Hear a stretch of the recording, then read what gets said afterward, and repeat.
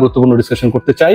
মুস্তাফিজুর রহমানের যে ট্যাগলাইনটা দেখছেন আপনারা, যে আপকামিং আইপিএল এ তিনি কোন দলে খেলবেন এবং সেখানটায় কলকাতা নাইট রাইডার্সকে নিয়ে হুট করে কেন আলোচনা করা হচ্ছে, স্পেসিফিক ভাবে কলকাতা নাইট রাইডার্স বা বাংলাদেশের মানুষের সবচেয়ে কাছের দল, সবচেয়ে কাছের রাজ্য পশ্চিমবঙ্গের যে দলটা, রাজধানী কলকাতা, সেই কলকাতা নাইট রাইডার্স বাংলাদেশের মানুষের সবচেয়ে প্রিয় অভিনেতাদের একজন, তাদের লাইফ টাইম শাহরুখ খানের যে দল, সেই দলে মুস্তাফিজুর রহমানের খেলার প্রবল সম্ভাবনা রয়েছে।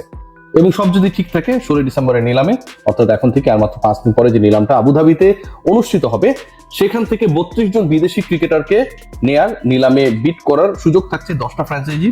এবং সেই 32 জন ক্রিকেটারের মধ্যে বাংলাদেশের যেই সুযোগটা রয়েছে পিক হওয়ার ক্ষেত্রে মুস্তাফিজুর রহমান সবচেয়ে বেশি এগিয়ে, এবং তার ক্ষেত্রে Kolkata Knight Riders is going to be the probable franchise.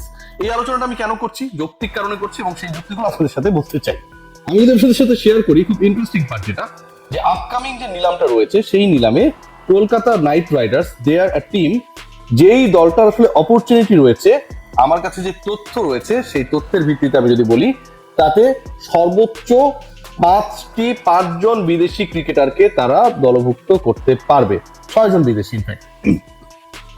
Kolkata night রাইডার্সের হাতে রয়েছে প্রায় 65 কোটি রুপি, এবং এই 65 কোটি রুপিতে কলকাতা নাইট রাইডার্সকে কিনতে হবে 13 ক্রিকেটার, 13 জন ক্রিকেটার কলকাতা নাইট রাইডার্সকে কিনতে হবে। এবং এই 64.30 কোটি রুপির মধ্যে 13 ক্রিকেটারের মধ্যে 50% তাদেরকে বিদেশি কোটার ক্রিকেটার কিনে সেটা ফিল আপ করতে হবে।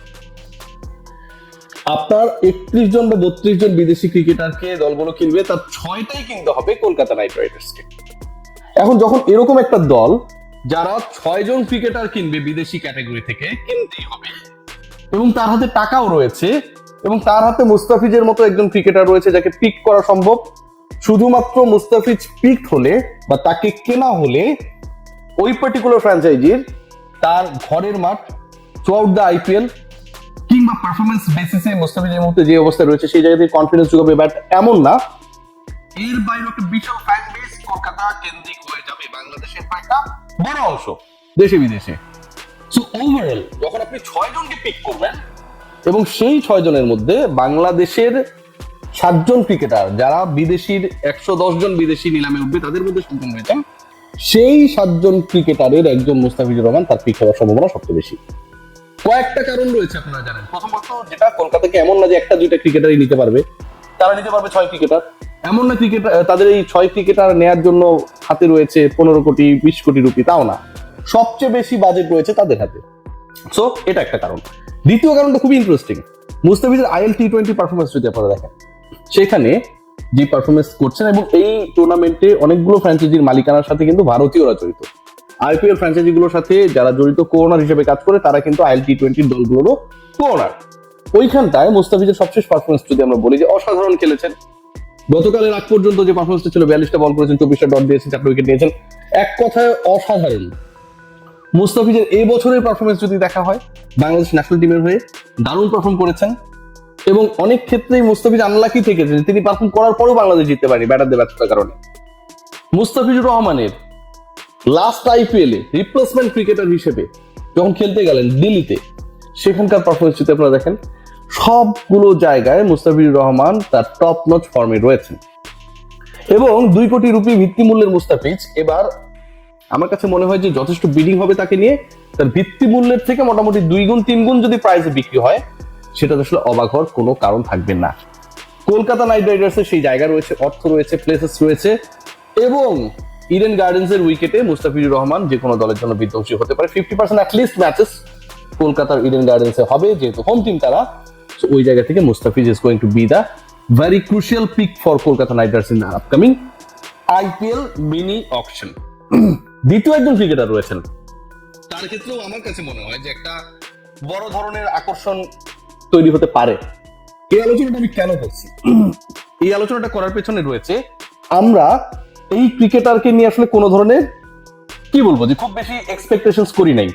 ক্রিকেটারের নাম হচ্ছে রাকিবুল হাসান, বাঁহাতি অর্থোডক্স। যেই 7 জন ক্রিকেটার নিলামে রয়েছেন, তাদের মধ্যে 5 জন পেসার, 2 জন স্পিনার বাংলাদেশে। রাকিবুল এখানটায় থাকবে, কেউ এক্সপেক্ট করেছিল? আচ্ছা ধরেন থাকলো, 1390 জন ক্রিকেটার রেজিস্ট্রেশন করেছে, রাকিবুলও করেছে, মানলাম এই পর্যন্ত ঠিক আছে। কিন্তু এই সংখ্যাটা যখন মাইনাস হয়ে গেল, মাইনাস হয়ে আসলো হচ্ছে 350, খেয়াল করে দেখবেন 1390 থেকে 350, মানে 1040 জন ক্রিকেটার বাদ পড়ে গেছে, 1040 জন ক্রিকেটার এলিমিনেটেড হয়ে গেছে। কিন্তু ওই 1040-এর মধ্যে it's a huge number, Rakibul বাদ পড়েন নাই। 30 লাখ রুপিস ভিত্তিমূল্যের রাকিবুলকে রেখে দেওয়া হয়েছে। কেন? বাংলাদেশের ক্রিকেটার এই কারণে? ডেফিনেটলি না। যে ক্রিকেটারদেরকে রাখা হয়েছে, এই রাখার পেছনে দুইটা বডির অ্যাক্টিভ ডিসিশন কম্বাইনলি কাজ করেছে। একটা হচ্ছে আইপিএল গভর্নিং বডি, আর একটা হচ্ছে ফ্র্যাঞ্চাইজি ওনারশিপে যারা রয়েছে তাদের চয়েস থেকে। রাকিবুলের সবশেষ এশিয়া কাপে, emerging Asia cup, rising stars Asia cup, যেভাবে বলি না কেন, পারফরমেন্স ব্যাটে বলে ওয়াজ ট্রেমেন্ডাস। রাকিবুলের ওই পারফরমেন্সটা এবং বাংলাদেশ দল শেষ পর্যন্ত end of the day champion হতে পারে নাই, পাকিস্তানের বিপক্ষে হেরে গেছে। সুপার ওভার নিয়ে অনেক প্রশ্ন ছিল, but the way Rakibul played through the tournament, the Rakibul played against India, ইন্ডিয়ানদের কাছে সেটা ম্যাটার করে। তাদের বয়স ভিত্তিক দলে অনেক ক্রিকেটার কিন্তু ওই 240 জন যারা আসলে নিলামে উঠবেন, অধিকাংশই আনক্যাপড, অধিকাংশ ন্যাশনাল টিমের হয়ে কখনো খেলেন নাই। সেই ক্রিকেটাররা কিন্তু রাকিবুল ক্যাটাগরির ক্রিকেটার। সো রাকিবুলকে রাখা হয়েছে প্রথমত ফ্র্যাঞ্চাইজি গুলোর আগ্রহের একটা ব্যাপার রয়েছে, দ্বিতীয় তার last performance rising stars Asia cup, third যে পয়েন্ট তার প্রাইস হচ্ছে 30 লাখ রুপিস।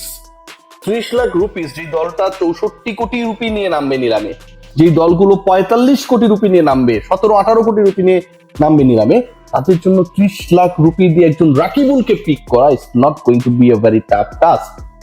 সো রাকিবুলের ব্যাপারে আপনারা মানেন আর না মানেন, এবারের নিলামে একটা চমক হলে হতেও পারে। বাংলাদেশ ন্যাশনাল টিমের হয়ে খেলার সেভাবে সৌভাগ্য না হওয়া একজন ক্রিকেটার আইপিএল এ যদি পিকড হয়ে যান, তাহলে আমি অন্তত অবাক হব না, এবং এটা টোটালটাই হবে অ্যাকর্ডিং টু হিজ পারফরমেন্স, তার লাস্ট পারফরমেন্স অনুযায়ী। What about Rishad? আমার কাছে মনে হয় একটা বিগ অপরচুনিটি রয়েছে। অনেকেই বলছে বিগ ব্যাশে ভালো করলেই রিশাদ আইপিএল এর সুযোগ পাবে। নো ভাই, মানে আইপিএল এর নিলাম 4-5 দিনের মধ্যে হবে, রিশাদ বিগ ব্যাশ খেলবে পুরো 1 মাস জুড়েই। সো বিগ ব্যাশের পারফরমেন্সের পরে যদি নিলামটা হতো, তাহলে বিগ ব্যাশে রিশাদ কি করলো সেটার উপর ভিত্তি করে হয়তো আমরা বলতে পারতাম যেখানে রিশাদ ভালো করেছে দেখে আইপিএল এ পিক হবে। বিগ ব্যাশে রিশাদ ভালো করার আগেই, বিগ ব্যাশ মিশন শেষ হওয়ার আগেই আলটিমেটলি আইপিএল নিলাম শেষ হয়ে যাবে, মিনি অকশন শেষ হয়ে যাবে।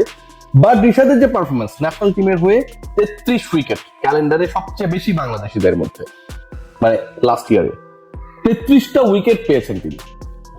সেকেন্ড হাইস্ট উইকেট টেকার তার থেকে 10-11 উইকেট কম। ইকোনমিক্যাল ছিলেন, ক্লিনিক্যাল ছিলেন, মোমেন্টাম শিফটার ছিলেন। সো অনেকগুলো প্লেসেস রয়েছে যেখানটায় Rishad Hossain ultimately did pretty good. লেগে এটা একটা বড় plus point, has the control over ball, এটাও আরেকটা বড় পয়েন্ট। সো আমার কাছে মনে হয় মুস্তাফিজুর রহমানের আলটিমেট অ্যাড্রেস হতে যাচ্ছে upcoming BPL for the first time in Kolkata Knight Riders, কারণ they have to pick 6 foreign cricketers, overseas cricketers at least. So ওই জায়গা থেকে মুস্তাফিজ একটা বড় সুযোগ রয়েছে। Also they have a big bucket to spend. আর একই সাথে রাকিবুল এবং রিশাদের ব্যাপারে I have some hope. IPL updates গুলো, আমার শরীরটা ভালো না, কন্টেন্ট করতে গিয়ে অনেক কষ্ট হলো, আপনাদের জানিয়ে দেবো, সব আপডেট জানাবো ইনশাআল্লাহ। Take care.